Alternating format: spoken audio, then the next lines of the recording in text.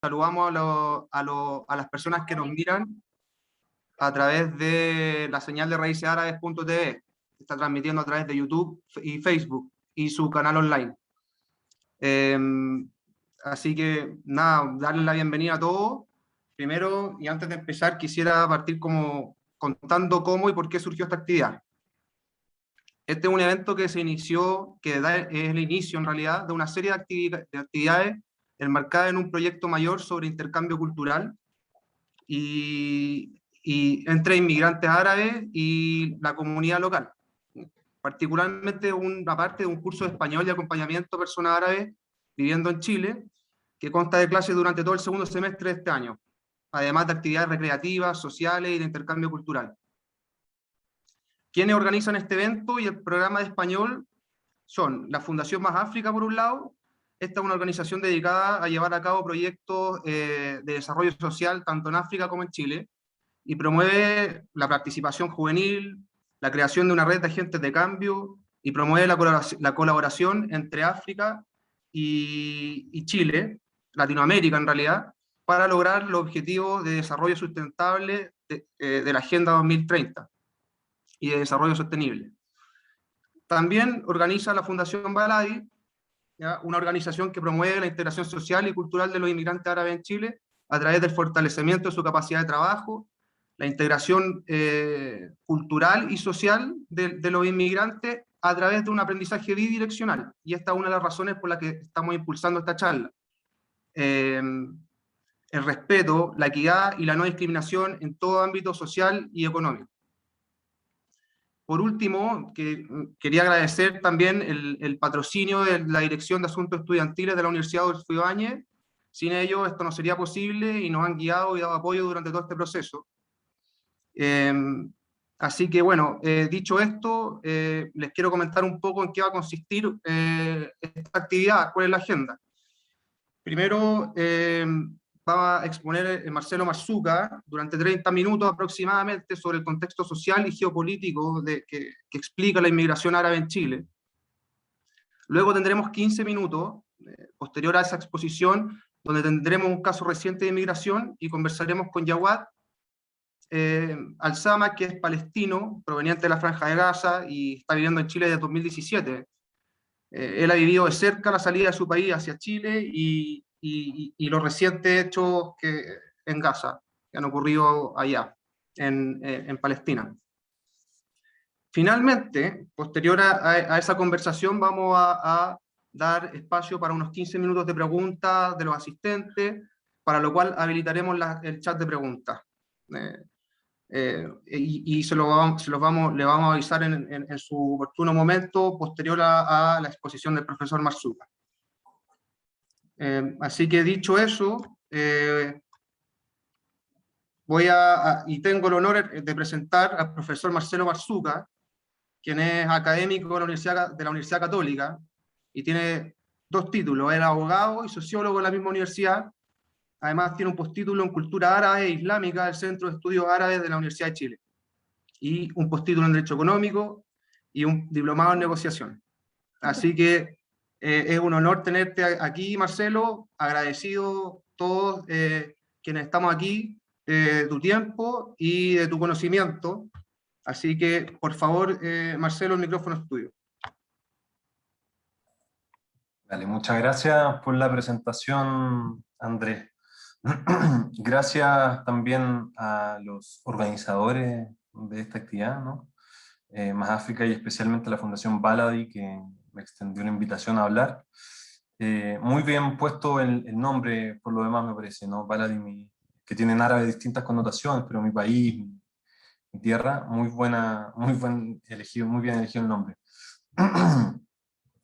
Antes de pasar a mi presentación, me gustaría, eso sí, hacer unas pequeñas palabras de homenaje a mi tío Guillermo Cuncilla Garib, que falleció esta madrugada, producto de complicaciones de salud previas a la pandemia. Guillermo fue sociólogo, académico de la Universidad de Chile, también estudioso de los temas de Palestina, del mundo árabe, de la migración a Chile y a Latinoamérica. Fue director del Instituto Chileno Árabe de Cultura, fue director de la Federación Palestina, Fue un amoroso marido, un padre muy presente de 3 hijos y abuelo de 5 nietos, y especialmente también un gran gozador de la música árabe y de la comida árabe y de los asados. Así que con mucho cariño lo recordamos y lo despedimos hoy día. Gracias por eso. Lo que voy a hacer en estos breves minutos, tratando de hacerlo lo más corto posible, porque veo muchos nombres y muchas caras árabes, entonces creo que varias cosas de las que yo voy a hablar ya son conocidas, para poder dar más tiempo a Jawad, ¿no? Al testimonio directo que tenemos ahí, que me parece más valioso y más interesante al menos de lo que yo pueda decirle. Lo que vamos a tratar de hacer en estos breves minutos, condensando un poco cosas que yo veo en 3 o 4 clases en el ramo que imparto en la universidad, en el Instituto de Ciencia Política, vamos a ir observando un poco el fenómeno de la migración árabe a Chile y haciendo un énfasis a la migración palestina, porque Jawad es palestino, y además porque es la principal comunidad en nuestro país, al tiempo que vamos observando los hechos históricos que van detonando ciertos periodos migratorios a Chile, ¿no es cierto?, que tienen que ver con eventos históricos que se producen en el mundo árabe en su tierra de origen. A mí me gustan los mapas y las imágenes, así que si no es problema voy a utilizar esta presentación. ¿No es cierto? Que espero que puedan ver, y si es que no lo hacen, les pido que me lo digan al tiro. Se ve perfecto. Vale, muchas gracias, Andrés.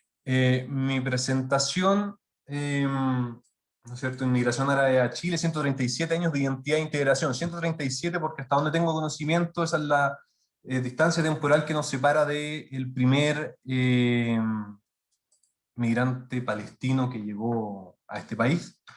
¿No es cierto? Identidad e integración porque, a mi parecer, si hay algo que caracteriza a la identidad árabe en Chile es no solo su integración a este país y su desenvolvimiento en distintas esferas, ¿no es cierto?, de la vida social, sino que también la preservación de su identidad de origen, que es algo que me parece bastante excepcional, la identidad árabe y palestina en particular, en Latinoamérica, en Norteamérica, en Europa, ¿no? Eso me pareció muy bueno para iniciar. Les pido disculpas desde ya, hay algunas cosas que están en inglés. Esta presentación la hice a partir de una presentación que hice la semana pasada también para un público estadounidense, así que hay algunas cosas que se me pudieron haber colado, pero bueno, vamos ir viéndolo. Me imagino que no tengo que explicar el mapa que vemos a la derecha, ¿no es cierto?, considerando los nombres y las caras que veo, ¿no es cierto?, pero se refiere principalmente a la zona geográfica de la cual proviene la mayoría de los migrantes árabes en este país, ¿no? Ahí sí. Lo que vamos a hacer, primero una pequeña conceptualización, que a mí siempre me gusta partir con los conceptos básicos. Eh, Segundo, vamos a ver los periodos de migración y los eventos históricos que los van detonando. Y a modo de conclusión vamos a conversar un poco sobre esta identidad chileno-árabe que a mí me parecer se va formando con este fenómeno migratorio que tiene que ver con algo que los estadounidenses tienen una expresión, third culture, ¿no?, como la tercera cultura, que es como un mix entre la cultura de origen y la cultura de recepción, que genera algo nuevo, ¿no?, una identidad nueva, que creo que en nuestro caso, ¿no?, es bastante ilustrativo. Una conceptualización me parece, bueno, voy a hacerla de todas formas, a pesar de el conocimiento que me imagino que ya los asistentes tendrán, pero no, la diferenciación que a mí siempre me gusta hacer entre árabe, las categorías nacionales y las identidades religiosas, ¿no? La identidad árabe como una identidad etnolingüística. En el mapa a su derecha ven los países que componen la Liga Árabe, ¿no? La diferencia entre después las categorías nacionales, ¿no?, palestino, sirio, libanés, algerino, egipcio, jordano, saudí, y las identidades religiosas, ¿no? Musulmán, cristiano, judío, bahai, druso. Entonces, unas se mezclan entre sí generando varias combinaciones, ¿no?, que me parece que es parte también de la riqueza cultural de este mundo árabe desde siempre, desde que es mundo árabe, ¿no?, desde que existe la identidad árabe como tal. Eso. Primero, para abordar los periodos migratorios, me parece que en primer lugar podemos observar un primer periodo que tiene que ver con fines de 1800 hasta 1920, ¿no? La primera migración, el primer registro de migración, que tiene que ver con el derrumbamiento o el declive del Imperio Otomano, ¿no? Y tiene que ver con migrantes árabes que usualmente la ruta era partir desde Haifa, desde Beirut, o desde algún puerto del este del Mediterráneo, ¿no? Llegando a Buenos Aires en barco y luego haciendo el cruce de los Andes, ¿no? La típica historia, ¿no? De cruzar los Andes a pie o con la mula, ¿cierto? Como lo que siempre escuchamos. Y importante señalar al menos las primeras instituciones que esta comunidad árabe fue creando. Primero el Club Homsiense, en el año que se indica ahí, en la calle d'Ardignac, ya en Recoleta. La Catedral Ortodoxa San Jorge, el año 17, también en la comuna de Recoleta. El Club Deportivo Palestino, que se crea en 1916 como un club deportivo, club de deporte general, y en 1920 ya se crea como un club de fútbol como tal, ¿no? Me imagino que todos lo conocen, además que hoy día hubo una victoria 4-0 frente a Deportes Concepción, con todo mi respeto y cariño a los penquistas, pero el fútbol hay que celebrar las victorias y hay que sufrir las derrotas. Así que celebramos hoy día ese 4-0. Y la primera prensa, ¿no? En una época en que también había un boom de prensa en el mundo árabe y en particular en Palestina, ¿no? Con la creación en particular a inicios de 1900, 1903, si no me equivoco, con el periódico El Falastín, con los hermanos Isa Alisa y Yusef Alisa, primos, perdón, no hermanos, primos hermanos, y que acá también la comunidad empieza a generar su propia prensa como una forma de mantener la comunidad, mantener la comunicación, el idioma, ¿no? Prensa que parte haciéndose en árabe. El primero que se tiene registro es el murshid del sacerdote Abuna Pablo Juri, y al Watif, que está la foto ahí, y bueno, al Sharq, o el Oriente, que es ya la primera publicación bilingüística que al menos progresivamente las publicaciones se van a ir orientando cada vez más al castellano, a medida también que el idioma árabe va a ir perdiéndose por esta comunidad de migrantes recién llegados. Como el declive del Imperio Otomano, ¿no es cierto?, por distintos factores, los problemas agrícolas y administrativos, para lo cual genera esta gran reforma que es la Tanzimat, que ha dado mucho para leer y para ver. Rebeliones locales, ¿no?, en la zona del Magreb y Egipto en primer lugar, los Balcanes y Bulgaria y Grecia. Ahí hay varias telenovelas turcas, ¿no es cierto?, que abordan el periodo de la guerra con Grecia por la independencia de Grecia. La penetración colonial europea, ¿no?, producto de estos factores, la revolución industrial, la invasión de Napoleón a Egipto en 1798, la colonización francesa de Argelia en 1830, de la cual no se van a librar los argelinos sino hasta 1960 y algo, ¿no? Después de una guerra de independencia en la que fallece 1 millón, más o menos, de argelinos.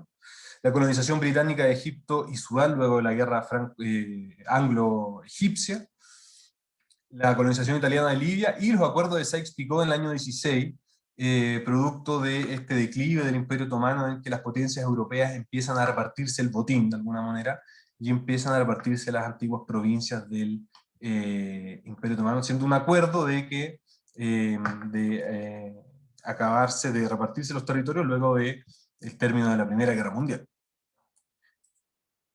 En tercer lugar, el desarrollo del imaginario orientalista, tremendamente esencial para entender el fenómeno de la colonización y de los hechos que derivan en la migración árabe a cualquier parte, ¿no?, que tiene que ver con un discurso que establece una separación entre Occidente y Oriente, un otro oriental, en una relación de carácter jerárquico, ¿no?, y que tiene que ver con esta visión de un Oriente inmutable, que no cambia, ¿no?, de pueblos que siempre han sido, sí, siempre han sido de cierta manera, y que Europa, de alguna forma, dentro de este pensamiento, es una luz de progreso que hace que los otros pueblos avancen, que es luego la justificación del colonialismo europeo, principalmente británico-francés.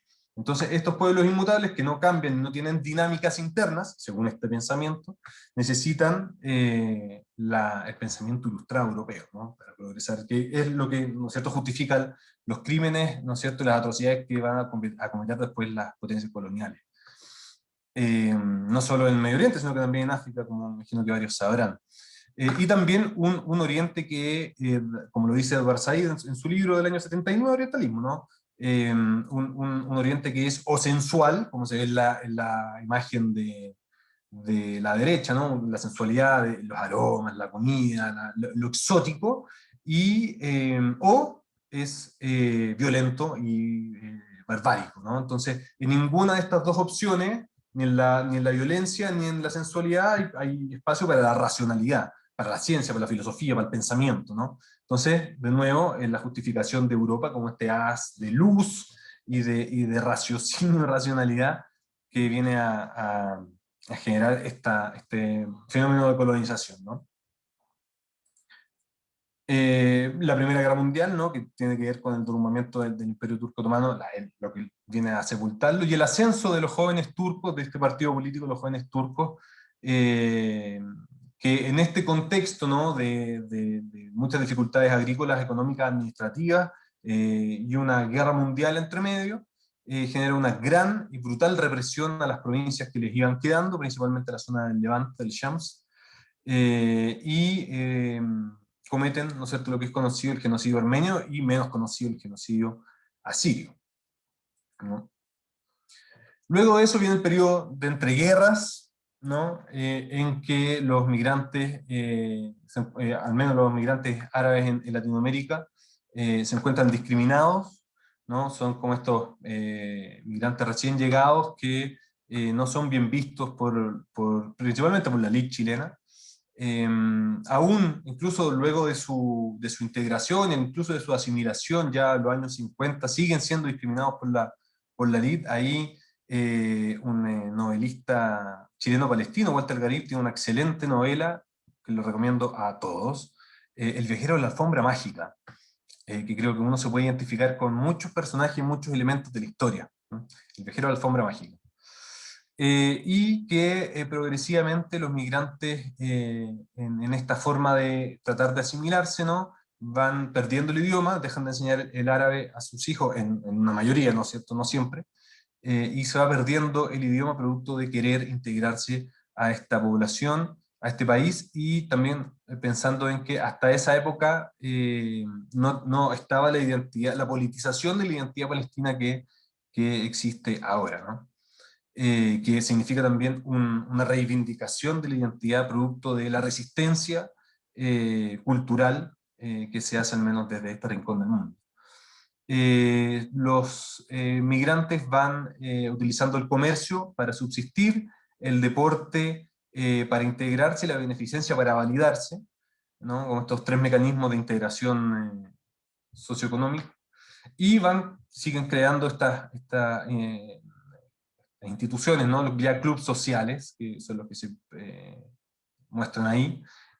A mí siempre me llama la atención, ¿no?, Club Social Palestino en el año 36 y Club Deportivo Palestino en el año 16. Ya a esas alturas existía una identidad palestina clara, no solo en Palestina, sino que también en este rincón del mundo, contrario a lo que ciertas ideologías dicen al denegar la identidad y la existencia de la identidad palestina, ¿no?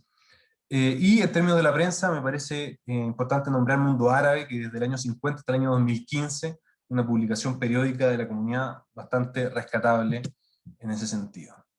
Luego, en el periodo entre guerras, ¿qué está pasando en Medio Oriente? En el mundo árabe, la creación de los primeros estados, ¿no? El Líbano, que parte como un protectorado francés, y que luego su pacto nacional del año 43, vigente hasta el 75, la guerra civil, ¿no es cierto?, que se extiende por década y media.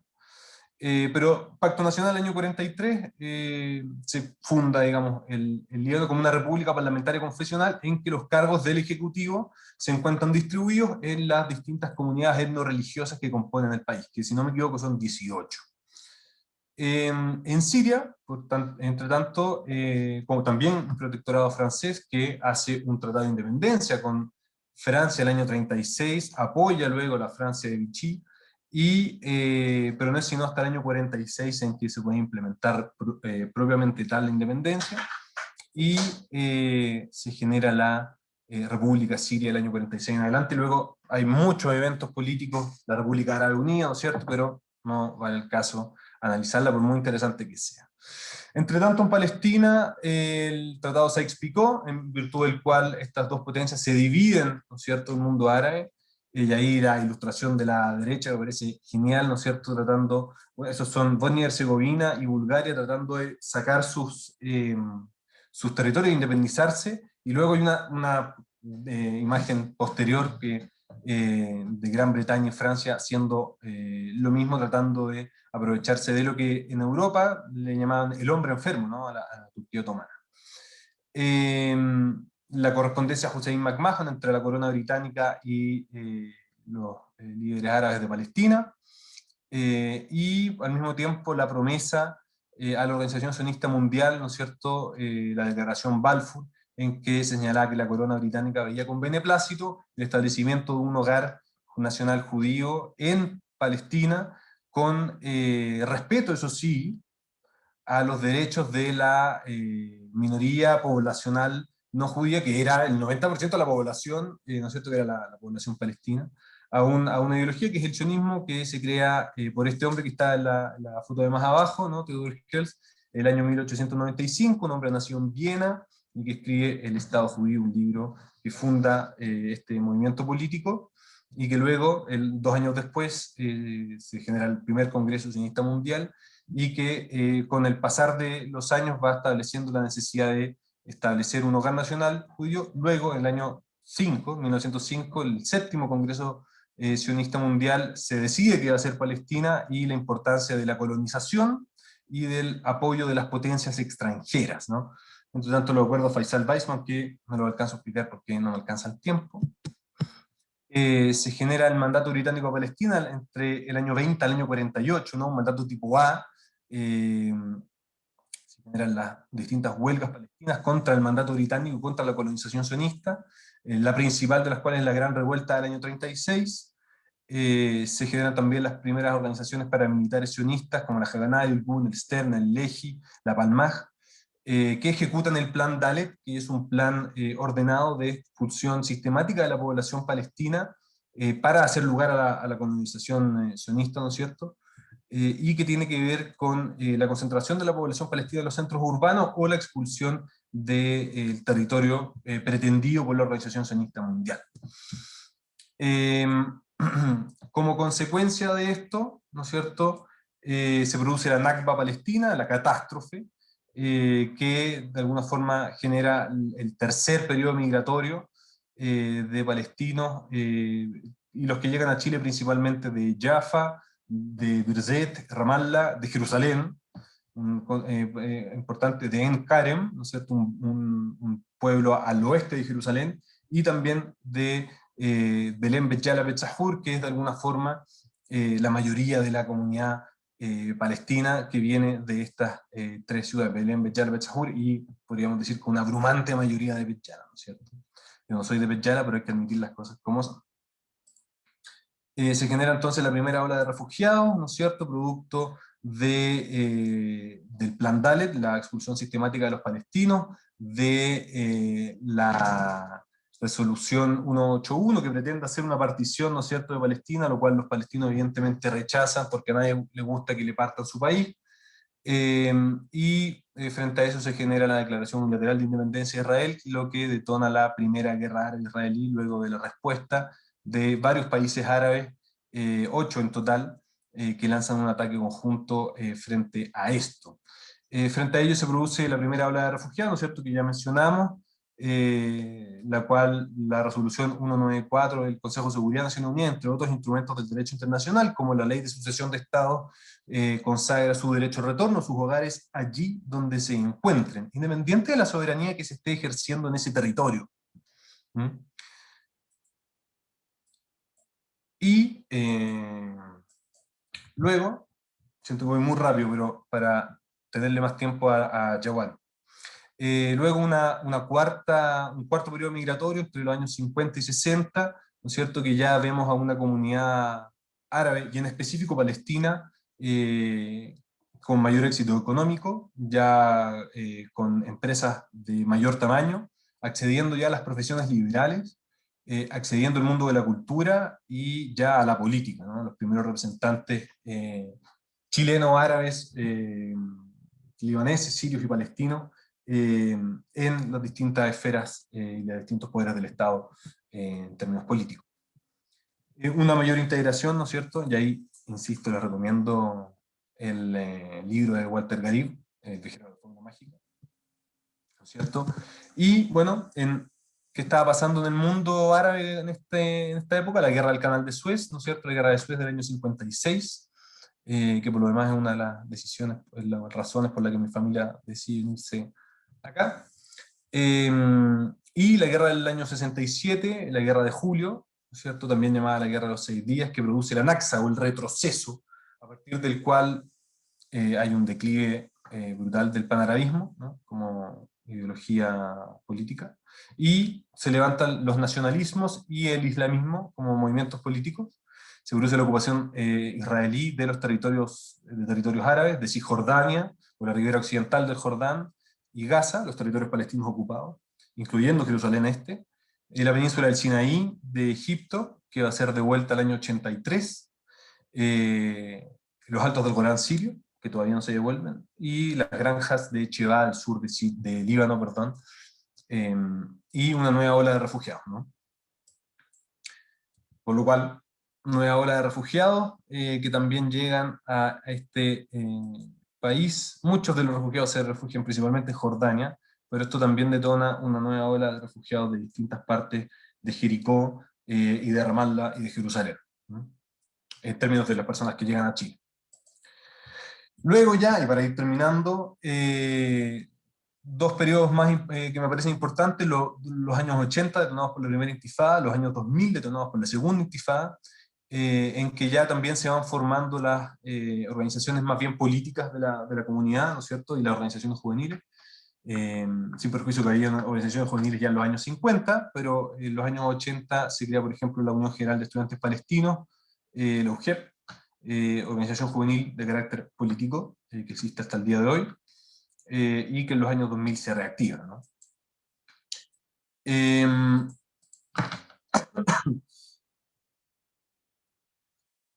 Mención importante me parece el grupo de palestinos refugiados que llegaron desde Irak, que habían sido desplazados y expulsados de sus hogares desde Haifa, ¿no es cierto?, desde Palestina, desde la ciudad de Haifa, que actualmente es Israel. En el año 48 con la Nakba se refugiaron en Irak, vivieron toda su vida en Irak, y luego de la invasión estadounidense en el año 2004 a este país, se refugiaron, ¿no es cierto?, en la frontera entre Irak, Siria y Jordania, durante 4 años, con temperaturas y condiciones bastante hostiles, y luego a partir de un programa de reasentamiento del ACNUR, del Alto Comisionado de Naciones Unidas para los Refugiados, y el gobierno de Chile, se trajo un grupo de 117 personas a vivir a Chile, que fue el año 2008, ¿no? Que me parece mención importante hacer. Y por último, el año 2000 en adelante, ¿no? Que tiene que ver con la imposición de este bloqueo inhumano a la Franja de Gaza por parte de Israel, y la consolidación de las políticas de apartheid en el West Bank, en la ribera occidental del Jordán, ¿no es cierto? En primer lugar, la Franja de Gaza, ¿no es cierto?, que hace 2 meses vimos lo que significó los 200 muertos y los 2000 desplazados a partir de los bombardeos israelíes en la franja. Y por lo demás, también, a pesar de que los acuerdos de Oslo señalan 20 millas náuticas como el espacio marítimo que se permite para la pesca, a partir del año 2009 Israel lo restringió a 3 millas náuticas, lo que significó también una mayor dificultad para la subsistencia, para la vida en la franja. Y cómo no mencionar, ¿no es cierto?, en las políticas de apartheid en Jerusalén y en el West Bank, en la ribera occidental, y en Jerusalén oriental inclusive, ¿no es cierto?, particularmente porque ayer ayer y hoy en realidad, se produjo la demolición de casas de palestinos en el barrio de Silwan, que se ve acá abajito, ¿no es cierto?, a partir de un proyecto del gobierno israelí de crear un parque temático, un parque bíblico, para lo cual estas personas que eran refugiadas, ¿no es cierto?, del año 67, que habían sido expulsadas de sus hogares en otra parte de Jerusalén, eh, se les expulsa ahora de nuevo y se les derrumba sus casas. Similarmente, hace un mes veíamos lo que pasaba con Sheikh Jarrah, otro barrio de Jerusalén, en que también a los residentes palestinos se les está expulsando de sus hogares para principalmente reemplazarlos por colonos sionistas que vienen de cualquier otra parte del mundo. Particularmente relevante ahí o curioso es la historia, ¿no es cierto?, de este colono Jacob, que se llama Jacob, no Jacob, se cambió el nombre a Jacob, pero se llama Jacob, de Long Island, ¿no es cierto?, de Nueva York, Estados Unidos, que le entregaron la casa de uno de los residentes de una de las familias, la familia Al-Kurd, que vivía en Jerusalén, en esa casa desde el año 48, cuando fueron expulsados de su hogar en Haifa por el plan Dalet, ¿no es cierto?, y la ocasión de las organizaciones paramilitares. Por último, y a modo de conclusión, y para no pasarme, una identidad chileno-palestina, ¿no es cierto?, que, como les decía en un inicio, que integra cosas y elementos de su tierra de origen, pero también elementos de el país en el que vivimos y muchos nacimos, y se genera una identidad nueva, ¿no? La third culture, la tercera identidad, que es algo que toma elementos de ambos lugares, y que en ese sentido, que ilustraría todas estas fotos, ¿no? Que hablan de fiesta, celebración, de reivindicación identitaria, de protesta política, de recordar también las tierras de donde venimos, y que cuando, por ejemplo, abajo a la izquierda, que es una noticia que salió en la tercera a partir de la expropiación, sin alguna indemnización, por supuesto, en Béjara, donde vienen la mayoría de los palestinos chilenos, que se expropiaron las tierras de una familia, de varias familias, para crear una carretera que conecta distintas colonias israelíes, que son por lo demás ilegales bajo el derecho internacional, la Cuarta Convención de Ginebra, y, ¿no es cierto?, la pintura del club de fútbol palestino sobre el muro del apartheid en las afueras del campamento de Taiche, en la zona de Belén, ¿no? Que todos al fondo hablan de una identidad chileno-palestina mestiza, como lo son básicamente todas las identidades en realidad, y que, bueno, muchas cosas más que mencionar y muchas cosas interesantes, pero vamos a cerrar ahí y dar el pie a Joab para que nos cuente su experiencia mucho más interesante de lo que puedo decir yo. Muchas gracias a todos. Muchas gracias, Marcelo. Muy interesante la presentación y gracias por compartirnos esta información relevante y darnos esta pincelada que, si bien fue en poco tiempo, nos sirve para tener un contexto general del por qué la migración árabe y por qué tenemos tantos palestinos en Chile, y también comunidades libanesas y sirias que surgen a partir de todas las oleadas. Finalmente, acá somos la mayoría quizás descendientes de inmigrantes, entonces para nosotros es un sentimiento que se comparte y se siente. Saber todo esto es sumamente valioso. Por supuesto, también sumarnos a los honores y a los sentimientos de condolencias por Guillermo Cuncille. Hoy día ha sido un día difícil. Así que también agradecido de que, a pesar de todo, pueda estar acá. Quizás quisiera hacer una invitación antes de pasar a la otra parte de este evento, a que podamos encender las cámaras. Vamos a habilitar el chat de preguntas para que puedan escribir sus preguntas a Marcelo. En paralelo, vamos a comenzar a hablar de un caso reciente. Hoy día tenemos con nosotros a Yawad Al-Samak, que es inmigrante de la Franja de Gaza. Llegó a Chile en 2017, y quién mejor que él para contarnos desde su perspectiva lo que ha sucedido y lo que ha generado su llegada a Chile, y que nos pueda contar un poco cuál es la situación tanto allá como acá actual, desde una mirada reciente. Eh, También agradecer a todos los que se han conectado hoy día. Agradecer también a Raíces Árabes, que hoy día transmite a través de Facebook y YouTube y su canal raicesárabes.tv. Kiko Ciae, muchas gracias también por esa oportunidad.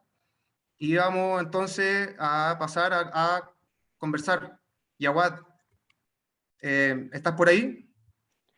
Hola, sí, gracias. Yawad, bienvenido. Cuéntanos, ¿hace cuánto llegaste a Chile? ¿Cómo y por qué? Hola a todos, mi nombre es Jawad El Samak, palestino de la Franja de Gaza. Llegué a Chile hace 3 años, más o menos, 2 años, 8 meses. Y la salida de la Franja de Gaza fue difícil para mí porque en 2017, 30 de marzo, el Día de la Tierra Palestina, fuimos a la frontera para mostrar y celebrar el Día de la Tierra y mostrar al mundo que sí, todavía nosotros acordamos en esa fecha para la gente que está fuera de su tierra y quiere volver a su país. Y de ahí empezó el disparo a todas las personas civiles que están en el lugar, cerca de Rafah, en el sur de la Franja de Gaza, y la Malaka es un lugar en la Franja de Gaza. Logré tener un disparo de mi pierna derecha en la mañana. En 3 días me llegaron muchas noticias de que no pueden salvar mi pierna sobre volver a caminar de nuevo. Y ahí pedimos una ayuda a la rey de Jordania. Hicimos el trámite y salí a Egipcio, hice 3 cirugías. Después me llevaron con un avión de médicos a Jordania, también hice 2 cirugías. Y desde Jordania empecé a buscar un lugar, será seguro, un país que será más seguro, más tranquilo, para hablar sobre lo que está pasando en mi país y salvar mi vida, ayudando a mi familia de cual que están viviendo allá, como son 14 personas. Y para volver atrás de eso un poco, en mi historia personal, el 2008 fue la primera guerra a la Franja de Gaza. Fueron 23 días, mucho duro, mucho ataque, muchas personas murieron. Murió como 1.174 personas en 23 días. Vamos a hablar más de 4.000 bombas del avión famoso F-16 sobre las casas sin ningún aviso. Y de esa guerra perdí un hermano mío, que un niño tiene 14 años, y perdí la casa, es la primera vez. Y la segunda vez se fue en 2012, una guerra de 6 días. Atacaron a un capitán del grupo luchador de Hamas, al-Jabari, y de ahí empezó una guerra de 6 días. Después de eso, llegó la guerra de 51 días, el 2014, fue en Ramadán, igual como estamos pasando esa fecha. Y de aquí también perdí la casa la tercera vez, y uno después de esas 3 guerras fue con tanta experiencia de que ya no puedes seguir viviendo aquí y el mundo tiene que saber lo que está pasando. Sobre todo no se sale en la noticia los casos, ¿verdad? O los números exactos, la persona que está herida o la persona que está muerto en la Franja de Gaza. Volvemos a por qué llegué a Chile o por qué elegí Chile. Chile porque, como todos sabemos, como gracias al señor Marcelo también habló sobre el tema de migraciones que salieron hace años y llegaron a Latinoamérica, especialmente en Chile. Todos sabemos que la comunidad árabe, comunidad palestina, fuera del Medio Oriente, está en Chile. Y ahí uno empieza a tener que sí puede, quizás voy a tener algo de contactos allá o algo de ayuda, sobrevivir o mostrar la vida difícil que está pasando. En 2006, el grupo Hamas ocupó la Franja de Gaza por una votación de político como un grupo islámico. eh, y de ahí empezó el bloque a la Franja de Gaza. Se cortaron la agua y luz, y como todos sabemos, la Franja de Gaza es un lugar, como vamos a decir, más chico del mundo, que tiene 2 millones de personas, que viven en 146 kilómetros cuadrados. Y es un lugar difícil, sin agua, sin luz, sin petróleo. A entrar, sobrevivir es una vida mucho más difícil de lo que podemos pensar, porque yo salí de allá. Ahora, después de 2 años tranquilos en Chile, luchando contra la vida o buscando la oportunidad de sobrevivir y tener mi trámite en Chile para ayudar a mi familia, que ojalá pueda llevarlo a Chile a vivir aquí, porque igual las cosas son más peligrosas todavía. No es una idea de salir de Palestina o no volver. La idea es que tú salgas y tener tu educación, tener tu vida tranquila y te vas a volver de nuevo. Esa es nuestra idea de salir de la Franja de Gaza. Nosotros, los palestinos, tenemos una cosa que es una cosa muy importante para nosotros. Siempre hablamos de ella, primo y prima. Hablamos sobre que el sangre quema y es una cosa verdad, porque en los últimos 11 días después de la lucha del comuna el Sheikh Jarrah, la Franja de Gaza entró a una guerra, fue mucho fuerte de lo que nosotros estuvimos pensando. La respuesta del militar israelí fue mucho más de ataque. Obvio, en estas 11 días se fueron mucho más duro para mí, porque ya estoy lejos de mi familia y viendo la noticia a través del televisión, Al Jazeera o YouTube, o a través de redes sociales también siguiendo lo Federación Palestina en Instagram para saber lo que está pasando allá. Y fueron el día 27 de mayo. Atacaron a un edificio. Quizás todos ustedes que estaban interesados en seguir la noticia en ese momento lo vieron. Un edificio de 6 pesos cayó encima de una familia sin ningún aviso. Lamentablemente, esta es mi familia. En ese edificio perdí 36 personas de mi familia, o mejor dicho, no perdí, regalamos al país 36 personas, y gracias a Dios por lo que salvaron o lograron a vivir de nuevo. De ellos hay personas heridas, de ellos hay personas muertas. De hecho, tengo 2 hermanos, uno está en coma, el otro está hospitalizado, que tiene una herida en la cabeza y la espalda. Yo soy una persona que regalé mucho a la Franja de Gaza o a Palestina. Totalmente, no es una pérdida, tanto como estamos orgullosos de lo que estamos dando al país. Y si Palestina quería más, no tenemos ningún problema a dar más, porque es nuestro derecho a vivir. La vida, lo que estamos pidiendo, sobre todo, es una vida tranquila. No estamos buscando una vida de alta clase, ni tampoco estamos buscando una vida como otros países como Europa o los Estados Unidos. Solo estamos buscando la libertad de hablar y mostrar al mundo que sí, es nuestro derecho a vivir, y lo que los israelitas llegaron a ocupar en nuestra tierra. Ahora, el tema de las migraciones, sí.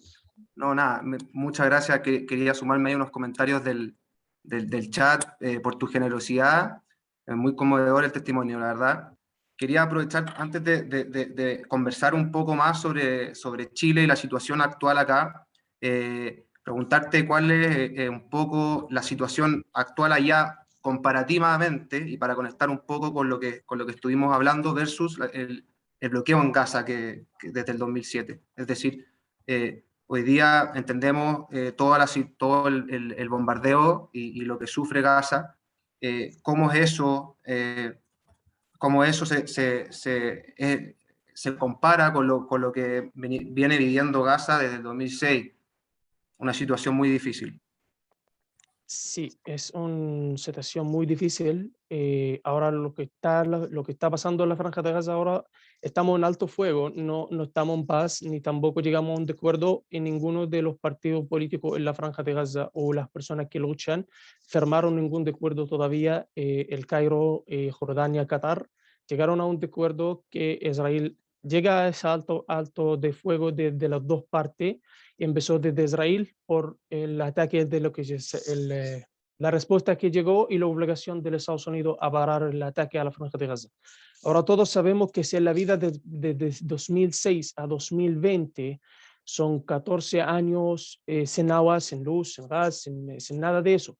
durante cada mes o cada cierto tiempo se vuelven a atacar, pero no se sale tanto como lo que se basa cuando hay una guerra durante más de 3 días. Ahora sí, no podemos decir que fue un ataque ya nomás, porque en esos ataques que están cortados, se mueren personas, atacan autos, por ejemplo, atacan personas que van a ir a su trabajo, ocupan la playa, ocupan el mar, si no dejan a pasar a los pescaderos a pescar en el agua, cerran la frontera, sobre todo la frontera muy importante para nosotros, la única es la frontera Rafah con Gaza y Sinaí, para entrar a Egipcio. Esa es la frontera, la única puerta para entrar y salir a la franja de Gaza. Ahora, todos sabemos que sí, la vida allá es difícil, pero las personas allá inventan cosas para vivir. Por ejemplo, los luces de los autos lo ocupan con la batería del auto para mantener luz en la noche, porque no hay, te llega luz 2 horas al día, tú no puedes hasta cargar tu celular. En eso es algo muy terrible para las personas que, si te escuchan los números, estamos hablando de 75% de las personas que están en la franja de Gaza sin el trabajo, tanto como estamos hablando de 89% del agua potable no sirve para el ser humano, ni tampoco hay hospitales para salvar vidas, porque estamos hablando de un hospital que se llama Al-Shefa, es el único hospital, y el resto son 4 clínicas, 2 en el sur y 2 en el norte. Cualquier ataque se atacan los calles para molestar o cortar los caminos a la ambulancia que te traje las personas heridas durante en el sur al hospital. Ahora, el hospital El Chifa es un hospital chico. Para mí es chico porque yo llegué a Chile, yo vi algunos hospitales aquí. Estamos hablando de parecer una clínica en Chile, ¿sí? El hospital más grande en la Franja de Gaza. Ahora, sí, no falta médicos, tanto como falta los materiales y los pastillas y las cosas como para salvar lo que están haciendo los médicos allá, la ayudando, sí.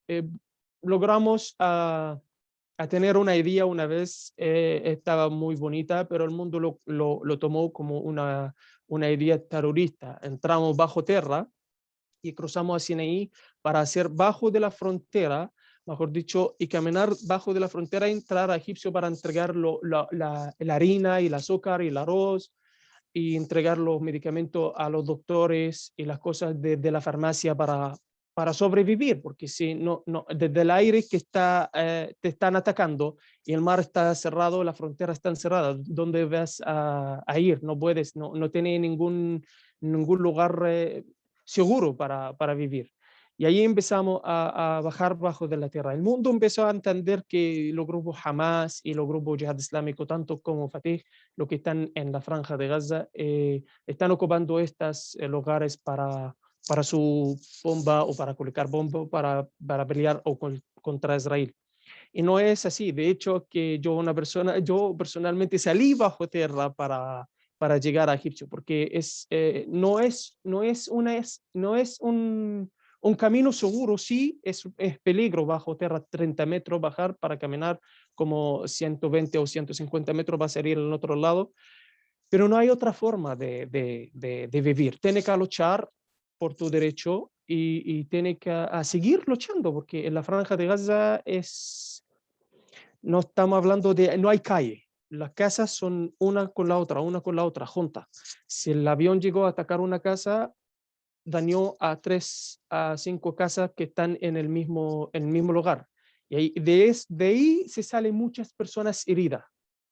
En los últimos 11 días salimos como más de 214 personas muertas mejor dicho, shahid, porque nosotros lo llamamos el shahid, no es un muerto, y tenemos cerca de 2.000 y tanto personas heridas.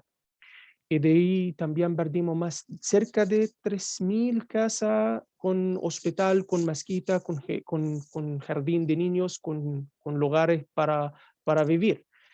Y el tema no es que la Franja de Gaza necesita ayuda de plata o materialmente. El tema es la Franja de Gaza necesita que todos nosotros, ustedes, los que me están escuchando, los que me están viendo, ayudando a ese lugar a publicar lo que está pasando, no sé, a través de un hashtag, una foto, lo que puedes, que la idea no es quedarse que desde lejos. Sí, yo estoy en Chile, pero mi corazón y mi alma están allá, no solo porque tengo familia, igual tengo amigos, tengo gente conocida, hay personas, seres humanos, merecen a vivir en ese lugar.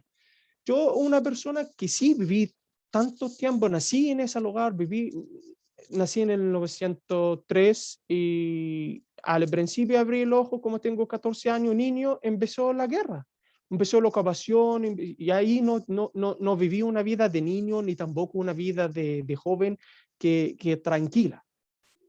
De una guerra a través de la otra, a través de la otra, a través de la otra, y es algo difícil. Yo voy a decir algo que sí, yo salí a Franja de Gaza, pensé que Latinoamérica habla en inglés, porque no tenemos ideas que el mundo fuera de ese muro. No tenemos estas ideas, no sabemos qué es. Cuando salimos empezamos a ver que sí hay celulares que se llaman iPhone, que hay cosas que sí puedes conectarse a través del, qué sé yo, una programa que se llama tanto. No es, las personas ya están interesadas tanto como hay profesionales en ese lugar, pero la idea es que no hay poder a tener estas cosas, ni tampoco internet bueno para conectarse en el Zoom, por ejemplo. Difícil hablar con mi familia, si voy a hablar en Messenger, al Instagram, o 5 minutos y ya se corta luz o se corta internet. No es, no es la vida buena para sobrevivir. Impactante, Yaguat. Te quería preguntar qué pasa con un poco más contándonos la historia de tu salida, pasando ya llegando hacia Chile. ¿Cómo viviste eso y tu pasaporte palestino?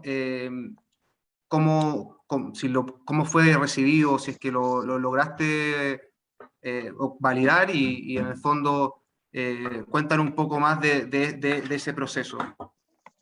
Mira, en eso voy a contar una cosa que me pasó a mí. Sí, yo salí en la Franja de Gaza a Egipcio y después a Jordania por el pago del avión que pagó el rey de Jordania, quebró todo hasta los hospitales. Y de, allá, de Jordania aproveché a irme a la embajada de Chile en Jordania a pedir una visa de turista porque me invitaron aquí una familia Hasbun, son una familia de las migraciones que llegaron antes también de sangre árabe, son de Betlehem, Belén. Llegó una invitación y yo me fui a la embajada a pedir la visa. Al principio me rechazaron la visa en la embajada de Chile porque como soy palestino tengo que hacerlo en Tel Aviv o en Ramallah. Y en la franja de Gaza no puedes entrar ni Tel Aviv ni Ramallah por ser bloqueado. Es un tema mucho dolorosa para mí y para muchas de las personas que son de la franja de Gaza, porque no podemos mover en nuestro país. Después logré tener la visa y que gracias a la BDI en Chile me ayudaron mucho, sobre todo a darme el certificado que sí, bienvenido a Chile, a dar refugio, porque la idea es llegar a Chile con una visa de turista y pedir refugio en Chile. Ahora en el camino fue la molestia del pasaporte palestino. Uno fue la molestia por la cofía, porque yo soy una persona, siempre uso la cofía desde la Franja de Gaza hasta hoy. Calor, frío, no importa, porque para mí es un símbolo muy importante para mí y para todos los palestinos. En el aeropuerto de Dubái, voy a decir que me trataron mal, perdón por si a alguien le molesta lo que voy a decir, pero es la verdad de lo que me pasó a mí. Me trataron mal por ser árabe, ser palestino, y de la Franja de Gaza, y más encima tiene cofilla, es algo, no es aceptable para el mundo fuera de Palestina. No sé, por ser políticas, por ser un tema de acuerdos con Israel o algo así, pero es lo que me pasó a mí, verdad, no estoy hablando más de la verdad.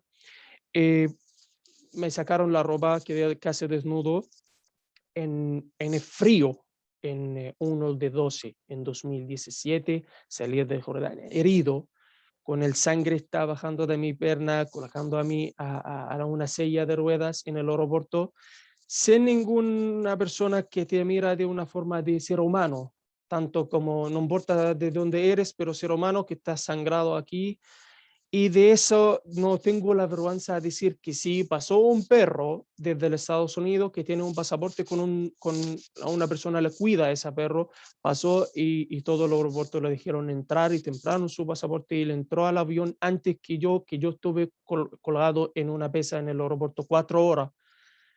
Con el dolor. También yo soy musulmán, me da la vergüenza estar desnudo a través de muchas personas, hombres, mujeres que están caminando en el aeropuerto de Dubái. Todo el mundo conoce el aeropuerto, está lleno de personas. Y después me llevaron los pasaportes y me dijeron que la visa que usted tiene no está bien hecha y ni tampoco está real. Yo le dije, no, pero ¿cómo ves si yo lo tenía desde la Embajada de Chile?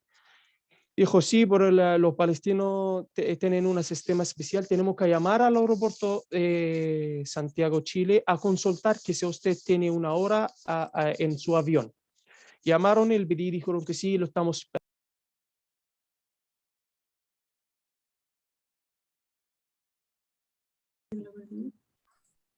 Igual, te silenciaste el mic. Sí, se cortó. Ay, no, ahí sí. Jamás marra. Ahora sí, Ahí va. ya. Ahí sí.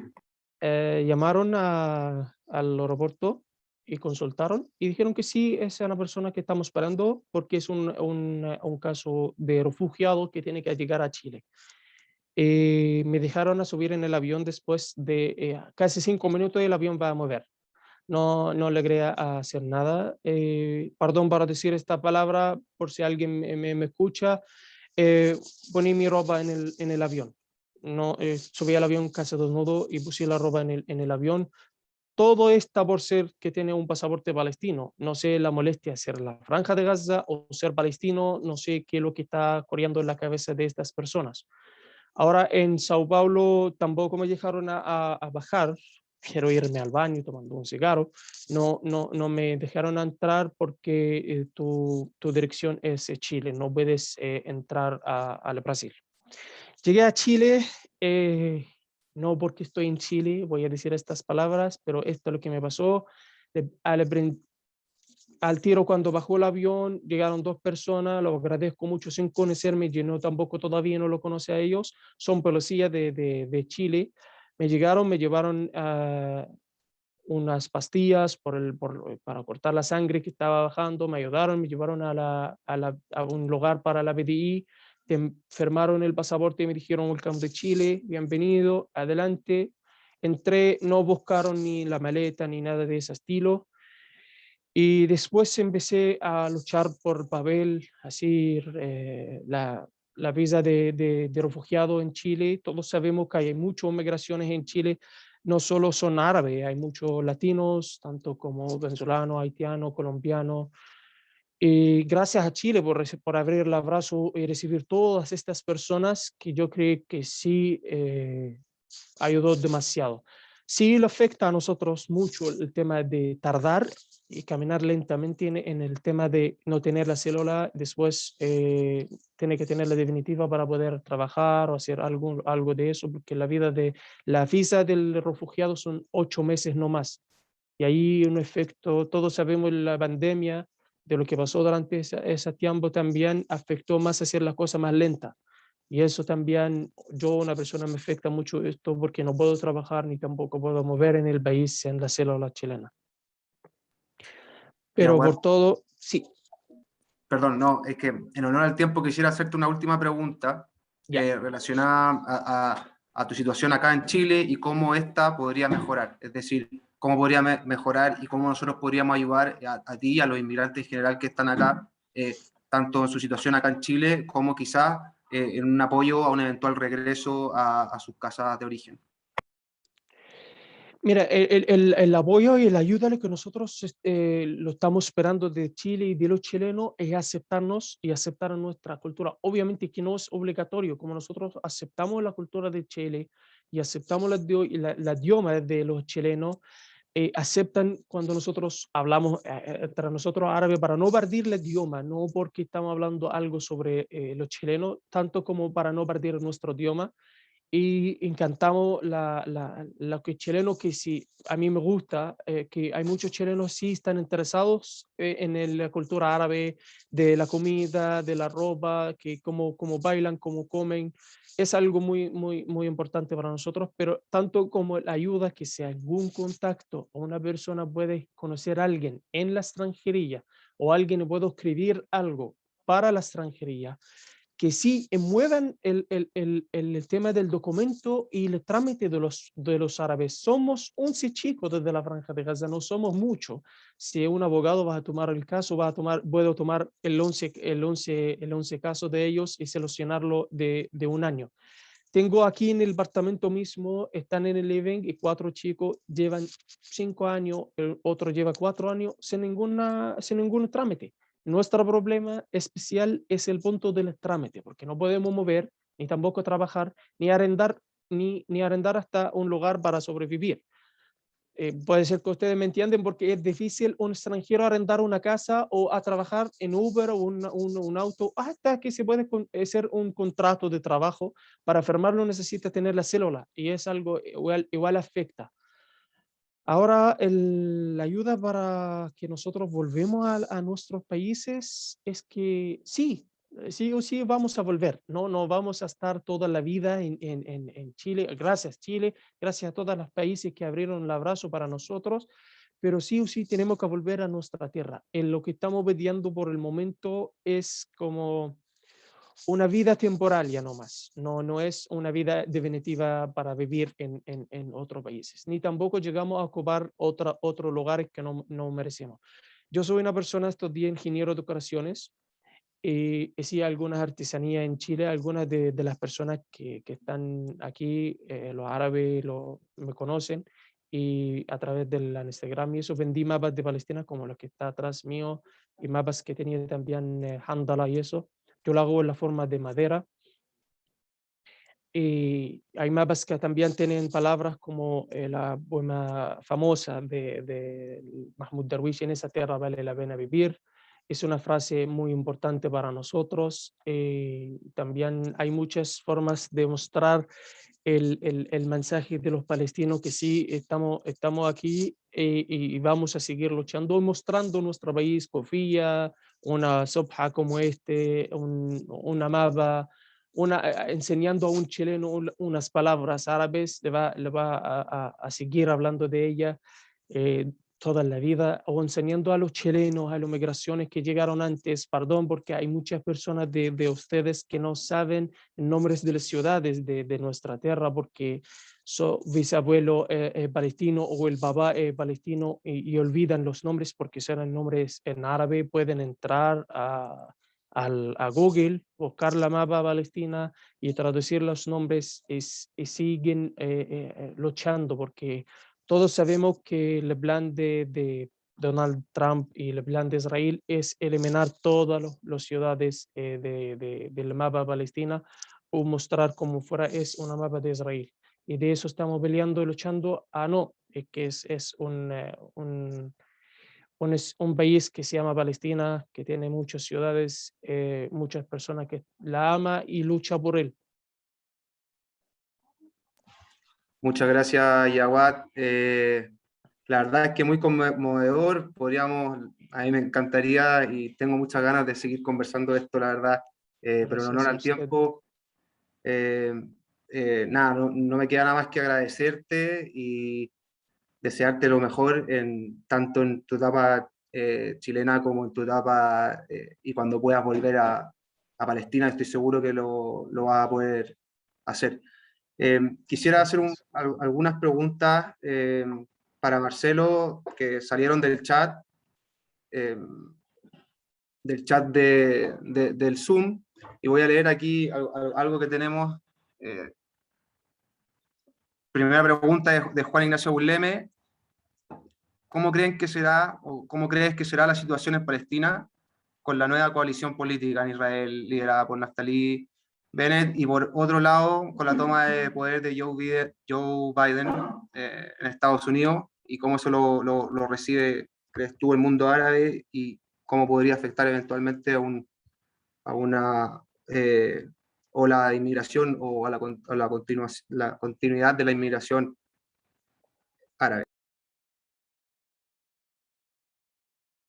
Vale, yo creo, yo soy completamente pesimista, y no, o sea, Netanyahu, el primer ministro anterior, dijo que iba a hacer todo lo posible porque no hubiera un Estado palestino, y Bennett ha dicho eso y cosas peores. Entonces, ningún halo de esperanza por mi parte para la nueva coalición, a pesar de que algunos dicen que no, porque ahora están parte de la población palestina en un partido islamista ahí dentro de la coalición, ¿no? Pero esos son puros fuegos artificiales. Eh, y con Biden, la verdad que no, tampoco ninguna. Yo no creo en eso de que los demócratas sean más pro-palestinos que los republicanos. Lo que pasa es que Trump era una cuestión tan extrema que como que corrió la franja, ¿no? Pero no, tampoco le tengo ninguna fe. Eh, yo insisto en que me gustan mucho los mapas, entonces no puedo evitar la tentación de mostrar este mapa de los acuerdos de Oslo. Un mapa simplificado, por supuesto. Cuando uno mira el mapa de los acuerdos de Oslo y entiende las zonas A, B y C, siendo las zonas o las áreas A, aquellos centros urbanos, ciudades, en los que la Autoridad Nacional Palestina, que se crea en los acuerdos de Oslo, pasa a tener control, ¿no es cierto? La zona B, un control mixto, control militar israelí, control civil administrativo palestino, y la zona C, que es más del 65% de Cisjordania, como control exclusivo israelí. Ahí uno entiende a lo que tiende, ¿no es cierto?, el gobierno israelí, que es a concentrar a la población palestina en estos centros urbanos, ¿no es cierto?, y a ir colonizando el resto del territorio a través de las colonias ilegales, el muro de segregación, que está construido en más de 80% en territorio palestino, no en lo que podríamos decir la línea verde del año 67, con carreteras exclusivas entre estas colonias ilegales, ¿no? Ilegales bajo la Cuarta Convención de Ginebra, en particular el artículo 49, inciso final, si algún abogado me está escuchando quiere buscarlo, ahí está. A lo que va a tender es a trasladar cada vez más, por eso atacan tanto las comunidades rurales, y por eso que deniegan los permisos de construcción en la zona C, para que la gente se vaya concentrando en la zona A, ¿no es cierto? Y eventualmente anexar Cisjordania, algo de lo que ya ha hablado Bennett cuando era ministro, no primer ministro, sino que dentro del gabinete, y yo creo que a eso es lo que está apostando el gobierno israelí, que en el fondo es terminar de generar una situación de un Estado, ¿no es cierto?, en la Palestina histórica, que va a ser de Israel definitivamente. Yo creo que eso es lo que va a pasar en los próximos 20, 30 años, soy completamente pesimista.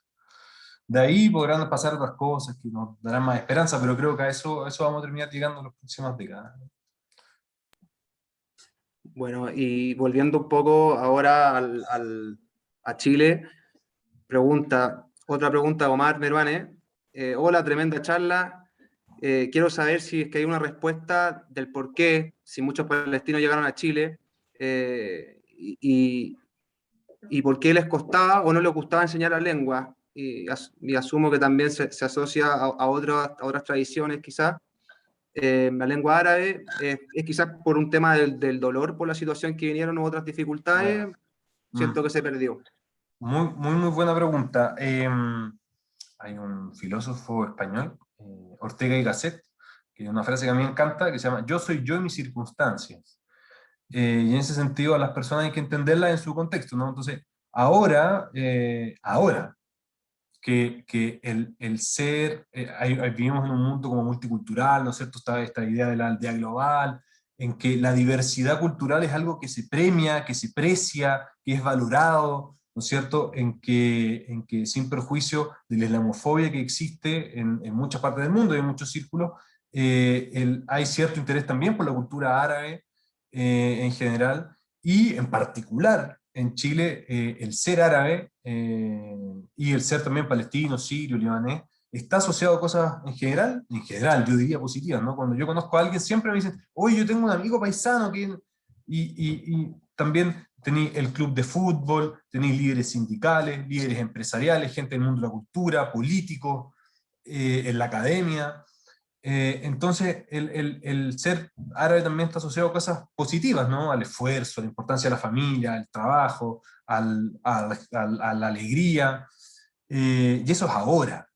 Pero hay que pensar en las dos olas o dos periodos que dije al principio, ¿no? Hasta 1920, después el periodo entre guerras, en que el ser árabe eran cosas negativas, ¿no? Era un migrante con complexiones faciales distintas a la población chilena, que llegaba hablando un idioma extraño, ¿no es cierto?, en un país que era bastante más monolítico, ¿no es cierto?, que venía por lo demás en una parte saliendo de la guerra del Pacífico y en otro momento saliendo de la crisis del salitre también.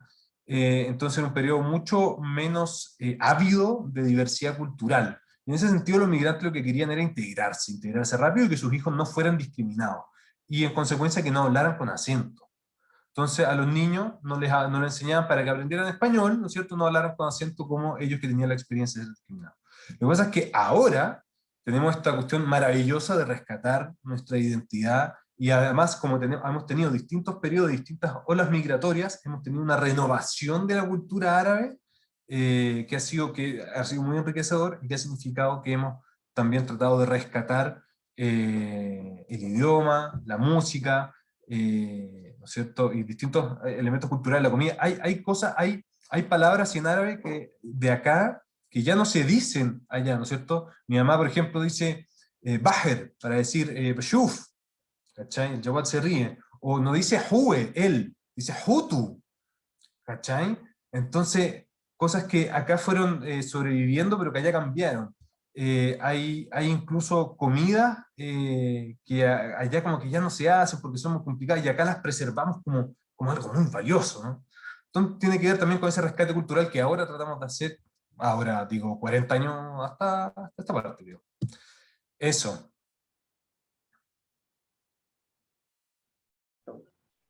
Bueno, gracias por esa última respuesta muy completa y tenemos que ir cerrando ya. Me gustaría también responder a una pregunta que salió en el chat sobre cómo podemos ayudar desde acá. Dice, hay hartas organizaciones prestando apoyo de distintas maneras. Bueno, ahí un poco para cerrar también, efectivamente hay organizaciones tanto nacionales como internacionales que prestan ayuda directamente a Siria, Palestina, el Líbano, pero hablando un poco de lo que hacemos acá, tenemos a la Fundación Belén 2000 que envía ayuda directamente a Palestina, particularmente otorgando otorgando becas a estudiantes, también construyendo parques temáticos y enviando misiones de salud. También la comunidad palestina que hace donaciones de cajas solidarias de alimentos. Y aquí un poco lo que nosotros queremos transmitir también es que hay muchas manos, muchas ganas y tenemos que canalizar para poder generar una ayuda y facilitar a todos los que quieren ayudar a que esa llegue a las manos correctas o en el fondo que sea materializada tanto en Chile como en el Medio Oriente. Quisiera, bueno, agradecer igual de nuevo a Marcelo por tu presentación, por tu buena disposición, a Yawad también por su, creo que está silenciado Marcelo. Bueno. No, pero a ustedes por la invitación y a Jawad por su testimonio, sobre todo, muy valioso. Gracias. Sí, muy valioso, muy generoso. Gracias su a testimonio. Para cerrar, y bueno, también agradecer a los que hicieron esto posible, a Más África, ¿cierto? Que nos ha apoyado y ha también participado como organizador de este evento, a la Dirección de Asuntos Estudiantiles de la Universidad Adolfo Ibáñez, nosotros, como les comentaba al principio, estamos enmarcando esta actividad en particular en un proyecto mayor que se trata de un programa de español y acompañamiento de migrantes árabes en Chile. Por lo tanto, el segundo semestre vamos a estar empezando unas clases de español para un poco bajar esa primera barrera que es de la que hablábamos, que es el idioma. Y en ese sentido también acompañar con actividades culturales, recreativas, y de intercambio bidireccional entre ellos y nosotros para aprender en ambas partes. Así que el que quiera conocer un poco más de esa iniciativa nos puede escribir al correo contacto@aradifundación.cl.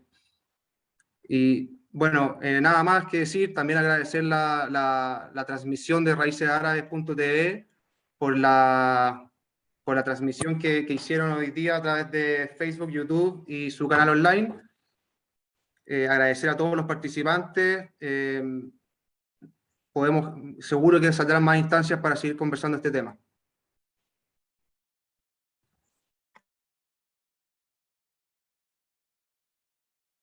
También voy a aprovechar de hacer un saludo a los inmigrantes, el resto que se conectó. Acá hay varios de Palestina y Siria que también están conectados por ahí y nos estamos dando sus saludos. Y en nombre de Más África igual le doy las gracias a todos los que asistieron y también a Baladí por organizar y todo y traer a estos expositores, tremendos expositores. De hecho, muchas gracias a los dos, de verdad. Y eso, ojalá nos podamos encontrar en otra instancia. Muchas gracias nuevamente y nos vemos pronto. Cuídense. Gracias a todos.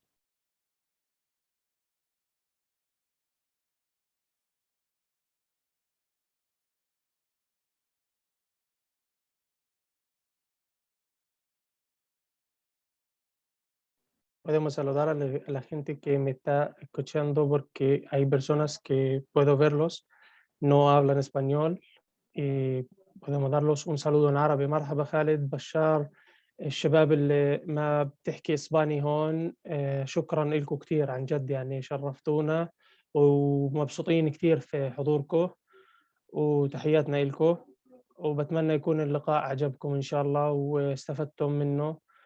الأستاذ مارسيلو عرض كتير شغلات عن تاريخ اللجوء الفلسطيني وحركة اللاجئين من أيام النكبة للنكسة للألفية إلى حتى 2021.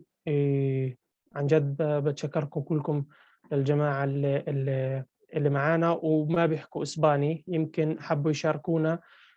برضو الإشي هذا بيفيدكم كتير. وبرضو بنتشكر الأستاذ مارسيلو مرة ثانية لأنه عن جد يعني بنك للمعلومات اللي عرضه بفيد كتير لإلنا إحنا كجيل ناشئ في فلسطين نتعلم منه تاريخ قضيتنا الفلسطينية وحتى نتعلم كيف نعرض للعالم حتى بعد يعني غير هذا الروم في أكثر من موقع نعرض للعالم بنفس الأسلوب اللي عرض فيه الأستاذ مارسيلو حق الفلسطيني في العودة وعرض وطنه.